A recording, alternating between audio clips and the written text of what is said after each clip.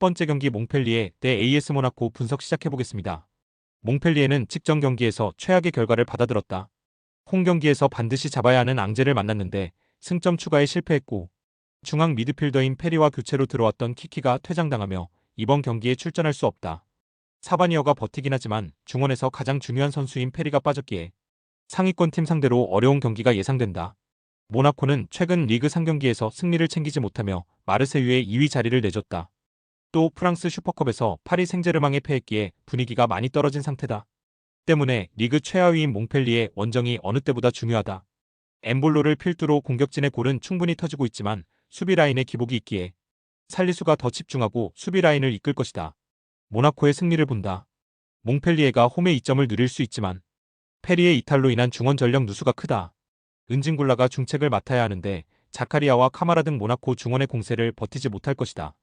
미국 국대 스트라이커인 발로군의 이탈이 있지만 엠볼로가 위협적인 문전 침투로 기회를 해결 중이고 벤세기르와 엘리케가 측면에서 지원할 모나코가 승리할 것이다. 두 번째 경기 릴 OSC 대 오지시니스 분석 시작해보겠습니다. 릴은 직전 원정 경기에서 텐백으로 일관한 오세르의 수비를 넘지 못하고 승점 1점 추가에 그쳤다. 순위가 낮은 팀을 잡으며 선두권 추격에 나서야 했는데 최선의 결과를 받아들지 못했다. 때문에 이번 홈경기에서는 반드시 승리하며 승점 3점을 따내야 한다. 리베이로와 디아키테 등이 나서는 수비 라인은 매 경기 상대를 1골 이하로 막아내는 등 안정적인 모습이기에 카벨라와 바요, 데이빗 등이 문전 마무리를 잘해야 한다. 니스는 최근 승리가 없는 릴과 달리 후반기 재개 이후 연승에 성공했다. 랭과 랭스 등 중위권 팀들을 연달아 만났는데 7골을 폭발했다. 에반 게상과 라보르드가 2경기 연속골을 터뜨렸고 소피안 기오비 측면 돌파로 상대 수비를 이겨냈다. 수비가 강한 팀이라는 인상이 짙지만 이번 시즌은 라보르드와 무코코, 게상 등이 득점포를 가동하고 있다. 릴의 승리를 본다. 니스가 연승에 성공하며 좋은 최근을 보내고 있지만 릴 원정은 그리 녹록한 일정이 아니다. 특히 릴은 이스마일리와 망디, 디아키테 등이 좋은 시너지를 내며 수비 라인을 유지 중이기에 원정팀의 역습에 무너지지 않을 수 있다.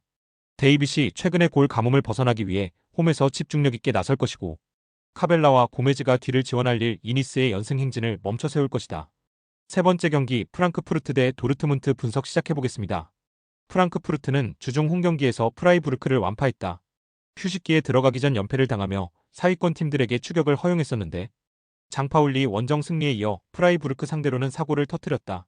해리 케인과 치열한 득점왕 경쟁 중인 마르무시가 연속골을 기록하며 활약했고 크리스텐센과 브라운 등이 돌파로 상대 측면을 완벽히 무너뜨렸다.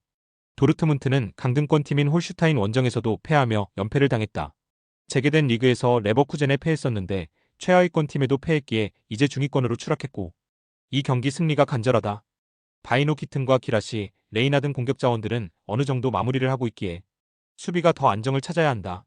접전을 본다. 프랑크푸르트가 홈에 이점이 있는 것은 물론 최근의 기세에서도 앞서는 건 맞지만 연승을 이어가긴 어려워 보인다.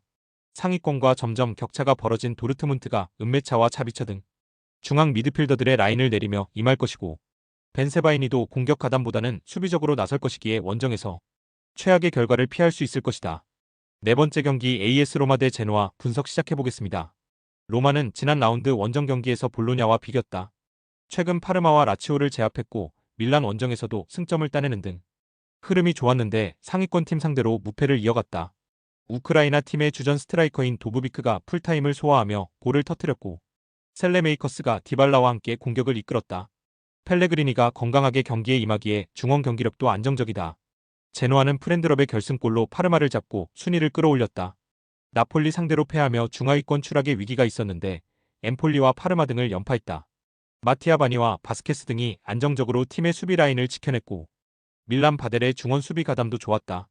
이 경기는 난적을 원정에서 상대하기에 강점인 수비 위주의 운영으로 승점 추가를 노릴 것이다.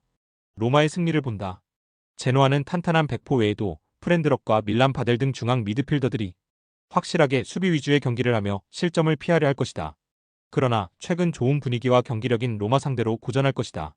펠레그리니와 파레데스가 중원에서 상대의 압박을 이겨낼 것이고 도브비크와 디발라가 공격을 주도할 로마가 승리하고 최근의 무패를 이어갈 것이다. 다섯 번째 경기 벌리 대 선덜랜드 분석 시작해보겠습니다. 벌리는 블랙번 원정에서 승리하며 리그 선두인 리즈에 승점 1점 차로 다가갔다. 순위 경쟁 중이던 셰필드 원정 승리 이후 확실하게 좋은 현재를 보내고 있기에 이제 1위 등극을 노린다. 에스테베를 중심으로 험프리스와 이걸라일리 등이 나선 최종 수비는 최근 4경기 연속 실점하지 않는 완벽한 경기력을 보였고 브라운힐은 두말할 필요 없는 리그 최고의 볼란치다. 선더랜드는 FA컵에서 스토크시티에 패하며 탈락했다. 그러나 리그에서는 연승에 성공하며 1위의 승점 3점 차로 따라붙었다. 리그 8골을 기록 중인 윌슨 이시도어가 기회를 놓치지 않았고 로버츠의 측면 지원도 위력적이었다. 거기에 벌리의 브라운힐 못지않은 팀 영향력을 보여주는 조브 벨링엄이 팀의 중심을 잘 잡아줬다. 접전을 본다. 벌리의 최근 흐름이 좋지만 선더랜드 역시 벨링엄의 보호 아래 메판과 오니엔 등이 나설 수비진의 안정감은 좋다. 거기에 강팀을 상대하기에 선더랜드가 버티기 운영으로 나올 것이라는 점도 감안해야 한다. 두 팀이 90분 내내 밀고 밀리는 접전을 펼치며 승점을 나눠 가질 것이다. 6번째 경기 에스파뇰 대 바야돌리드 분석 시작해보겠습니다. 에스파뇰은 지난 라운드 홈경기에서 레가네스와 비겼다. 센터백인 카브레라의 골이 나왔고 경기를 주도했는데 승점 3점을 위한 결승골이 터지지 않았다. 그래도 부진한 원정과 달리 홈에서는 최근 무패를 이어가고 있다. 푸아도 의존도가 높긴 하지만 카레라스와 로카 등이 적극적인 침투로 기회를 만들고 있고 크랄의 패싱 게임도 준수하다. 바야돌리드는 재개된 리그 경기에서 난적 베티스를 잡았다. 베티스의 공세에 어려운 경기를 했지만 키케 페레스의 결승골을 잘 지켜냈다. 사비 산체스가 중심을 잡은 수비진의 분전도 빼놓기 어려웠는데 공중볼 장악을 하며 상대의 세컨 찬스를 봉쇄했다. 그러나 연승 중인 홈과 달리 원정에서는 최근 연패를 당하는 동안 연속 멀티골을 허용하며 고전했다. 에스파뇰의 승리를 본다. 바야돌리드가 베티스를 잡고 분위기 전환에 성공하긴 했지만 시즌 내내 원정 경기력은 올라오지 않고 있다. 이 경기에서도 순위 경쟁팀 상대로 어려운 경기가 될 것이다. 크랄과 로자노가 중원에서 주도권을 점차 잡을 것이고 두 팀을 통틀어 가장 위력적인 해결사인 푸아도가 해결할 에스파뇰이 승리할 것이다.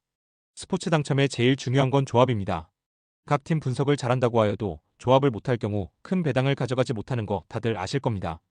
그리고 유튜브에 조합을 올려드릴 수 있지만 좀 더 자세한 정보들과 배당 흐름 및 각종 이슈 등 경기 전까지 어떻게 될지 모르니 조합을 빠르게 유튜브에 올려드릴 수 없는 점 양해 부탁드립니다. 조합 신청은 아래 고정 댓글 링크로 조합 신청 말 걸어주세요. 금전 요구 및 멤버십 가입 조건 일체 없습니다. 좋은 건 서로 나눠 갑시다.